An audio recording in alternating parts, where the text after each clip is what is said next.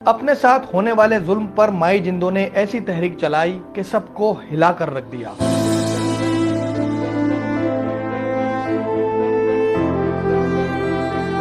دو خواتین نے خود کو زندہ جلایا تو یہ صرف نہ صرف نیشنل لیکن ایک انٹرنیشنل نیوز بھی بن گئی۔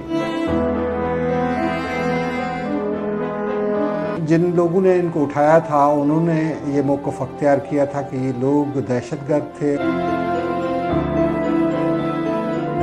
پاپا نے کیسے ہی اس کو ڈیل کرا وہ اماں کو ہی پتہ ہے مشکلاتوں کا۔ کسان ہیں ان کو آپ انڈیا کا دہشت گرد قرار دے کر اور ان کو بے دردی سے قتل کریں۔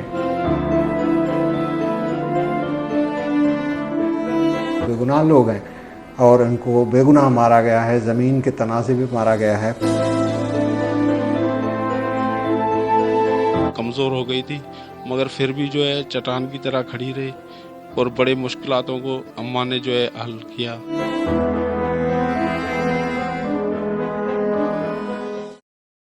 5 جون 1992 کو خبر سننے کو ملی کہ سندھ کے علاقے ٹنڈو بہاول میں ڈاکوؤں کے خلاف آپریشن کیا گیا۔ 10 افراد کو گولیاں لگی اور 9 افراد موقع پر ہی ہلاک ہو گئے۔ یہ بھی دعویٰ کیا گیا کہ مرنے والے ملک دشمن عناصر ہیں جن سے اسلحہ، بارودی مواد اور دیگر اشیاء بھی برآمد ہوئی ہیں، جس کے بعد آپریشن کرنے والوں کو شاباشی ملی، انعامی رقم کا بھی اعلان ہوا۔ پھر اچانک کہانی میں ایک موڑ آیا اور یہ بات سامنے آئی کہ مرنے والے بے گناہ ہیں اور معاملہ ڈاکوؤں یا ملک دشمن عناصر کا نہیں بلکہ زمین کے تنازع کا تھا۔ اور پھر یہاں ایک کردار نے جنم لیا جسے مائی جندوں کے نام سے جانا گیا۔ مائی جندو رہتی ہیں ٹنڈو بہاول میں اور یہ حیدرآباد سے تقریباً کوئی 18-20 کلومیٹر کے مفاصلت پہ قائم ایک علاقہ ہے۔ میروں کے ادوار میں یہ بنا تھا ٹنڈو بہاول۔ وہاں سے 10 لوگوں کو اٹھایا گیا تھا اور اس بنیاد پہ کہ کوئی زمین کا تنازع چل رہا تھا بھرگڑی اور لالا غلام محی الدین کے خاندان کے درمیان۔ اس بھرگڑی خاندان کی یہ زمین تھی، اس کو ہتھیانے کے لیے یہ ان لوگوں کو اٹھایا گیا تھا۔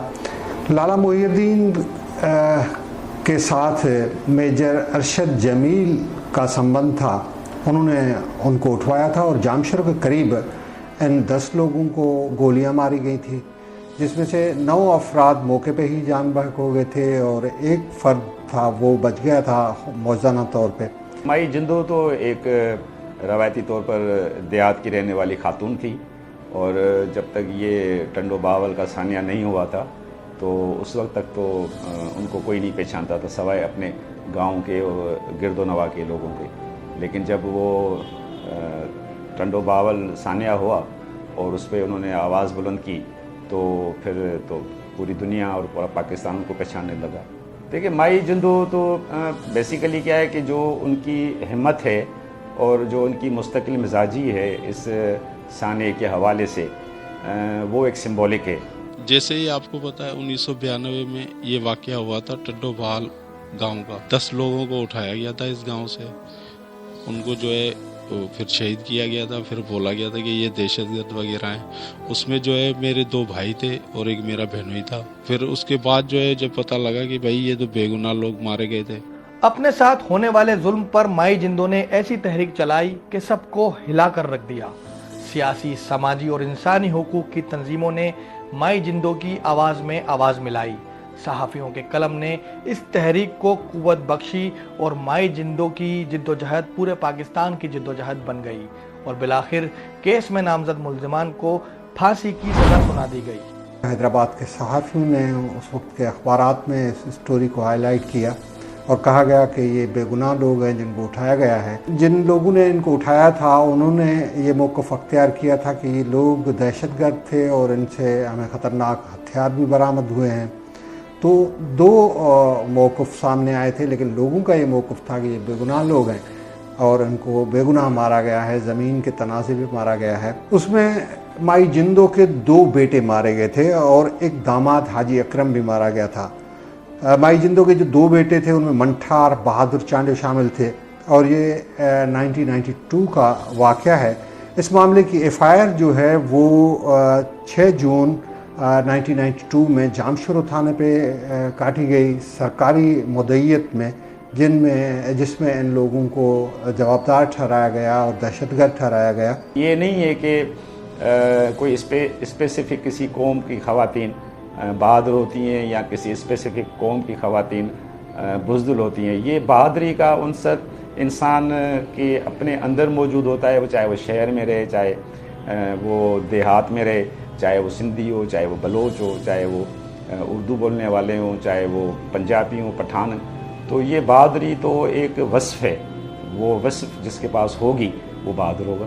پھر وہ اماں نے کیسے ہی اس کو ڈیل کرا، وہ اماں کو ہی پتہ ہے مشکلاتوں کا کیسے وہ بڑا اماں نے جو ہے تکلیفیں اٹھائی تھی اس کیس میں۔ مائی جندو کی جدوجہد کے سبب سانحہ ٹنڈو بہاول کے ملزمان کو سزا تو ہو گئی، لیکن اس پر عمل درآمد ہونا ایک معمہ بن گیا۔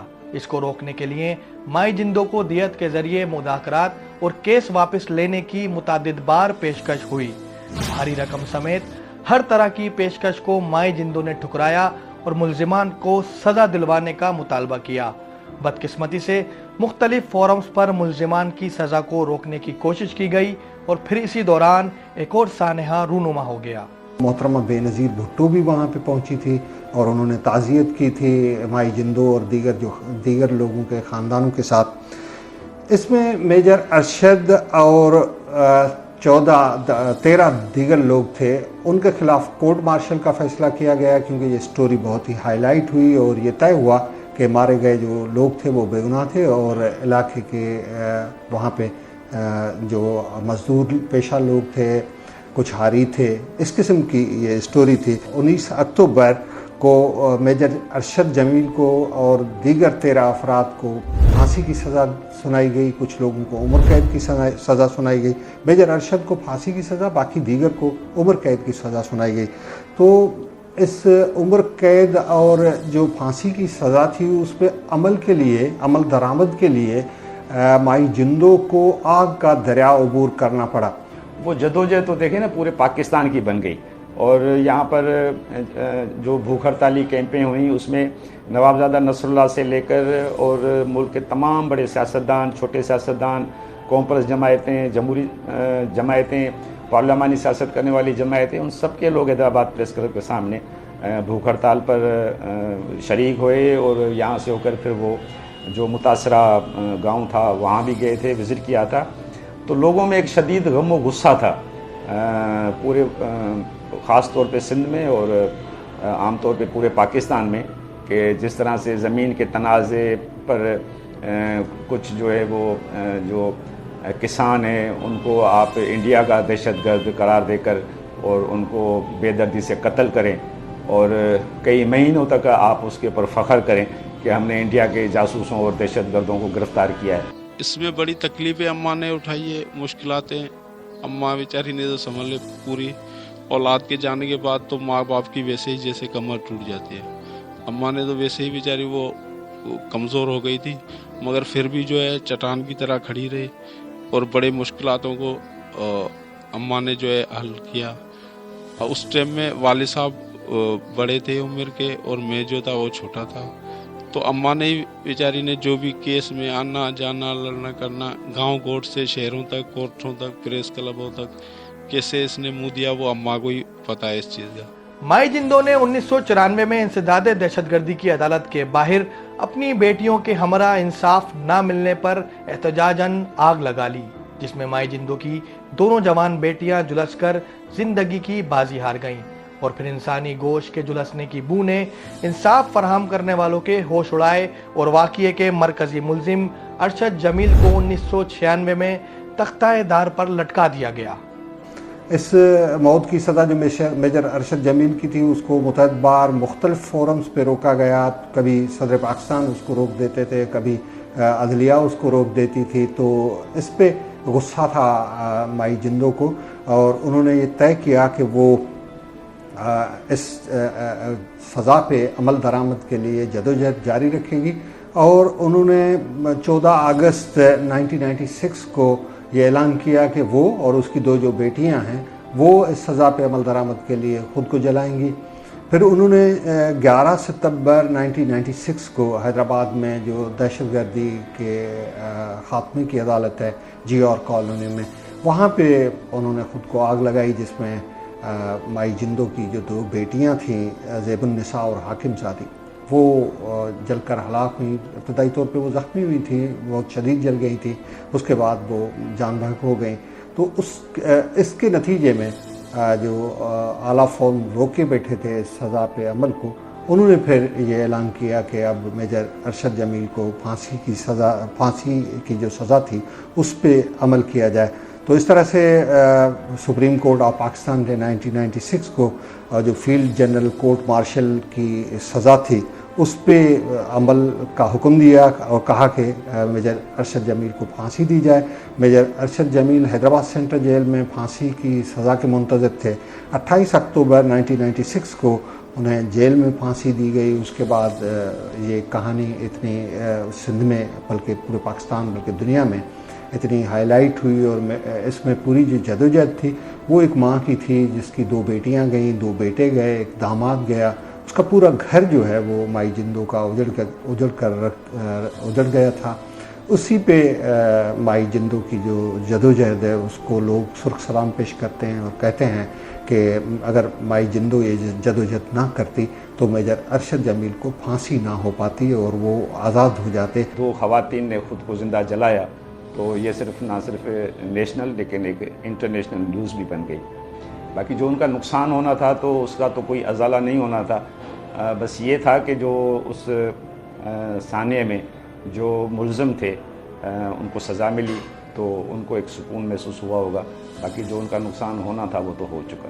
جب سارے ہی راستے بند ہو گئے تھے، کہیں سے بھی کوئی جواب نہیں مل رہا تھا، اماں نے جو ہے ایجاد کرا 2 بیٹیوں کے ساتھ دہشت گرد جی آر کالونی کے یہاں اپنے آپ کو آگ لگا دی تھی۔ اس میں جو ہے میری 2 بہنیں شہید ہو گئی تھی۔ اس کے بعد جو ہے انصاف ملا تھا، لوگ جو وہ اس کیس میں جو تھے ملوث وہ کیف کردار تک پہنچے تھے۔ مائی جندو کو انصاف تو مل گیا، لیکن شاید اس کی وہ داد رسی نہیں ہو سکی جس کی وہ حقدار تھی۔ سانحہ ٹنڈو بہاول میں 10 خاندان متاثر ہوئے اور 34 بچے یتیم ہوئے، جنہیں کبھی بھلایا نہیں جا سکتا۔